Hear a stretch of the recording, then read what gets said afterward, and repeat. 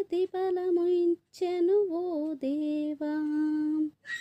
నీ ఆయువుని బదులిచ్చి తాచాయను నువ్వు బతికించి, పశుపక్షులను ప్రేమించి ప్రేమతో వాటిని నానించి, జీవులపైన మమకారం చిత్రమయా నీ వ్యవహారం.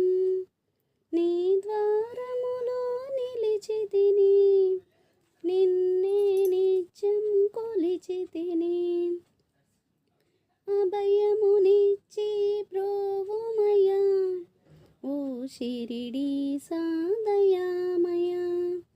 ధన్యము ఓ ద్వారకమాయ, నీలో నిలిచెను శ్రీ సాయి.